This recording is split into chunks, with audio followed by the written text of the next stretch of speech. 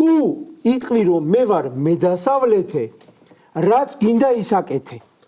ანუ სახელმწიფოს არ ქონდა რესურსი, იმისო რომ აი მაგალითად პოლიტიკური პარტიის ლიდერი ბჭყალებში თქვათ რომ ვინმესთვის რომ პასუხი მოეთხოვა ნებისმიერ დანაშაულს. როგორიც ოპოზიცია ხო შეიძლება. ხო არის მაგალითად ფაქტი, ადამიანები უყურებენ ფაქტებს.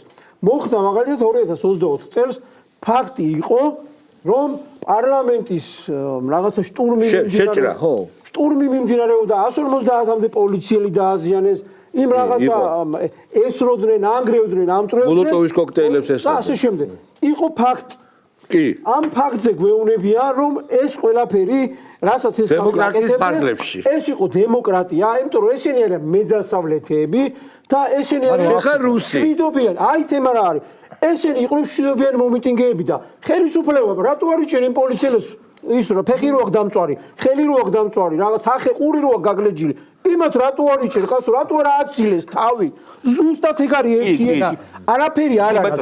ამ ფონზე რატო გიკვირთ ეხლა? არ გიკვირთ, არა. რომ მაგალითად სააკაშვილი გამოვიდა ფაშიზმზე გელაპარაკა. საერთოდ არ გიკვირთ. უბრალოდ ჩვენ მე რაზე მინდა არის სხვა ერები, აი მაგალითად ფაშისტები ხო იყვნენ მაგალითად რაღაც გერმანელები რაღაცა მიზეზის გამო ერჩოდნენ აქ თავარი მიზანი რა რის გამო გვერჩის რის გამო უნდა გაგვიჟუჟოს ეხლა მაგან მიხვრა მოხდეს ხალხო მაგრამ მიხვრა მოხდეს და თვალის ებრაელებს რატო ერჩოდნენ თქვა ფაშისტები ანტისემიტიზმი ძალიან ღრმა არის არ არის გერმანელების მოგონილი გასაგებია ანუ რაღაცა მაგრამ ეხანდელი დემოკრატიული ქვეყნები რო არის ისინიც უფრო მეტად ცოტავდნენ ვიდრე გერმანელები მაგრამ ესე უნდა ითქვას რა ეხლა ეს რატო რის გამო გვერჩის იმიტომ თავრობაში არ არის აი ზუსტად საქმე რაშია კაცო იქ თქვა ებრაელი იყო თუ სხვას რო ერჩოდნენ ხო ვიღაცას პარაზიტად მიაჩნდა ვიღაცა რაღაცა ქონდა თავისი არარაციონალური შიშები ქონდა აი რაღაც მოტანილი იყო ის გიჟური იდეები იყო მაგრამ ეს არ არის გიჟური იდეა ეს არის ძმაო ხელისუფლების ხელში ჩაგდების მიზნით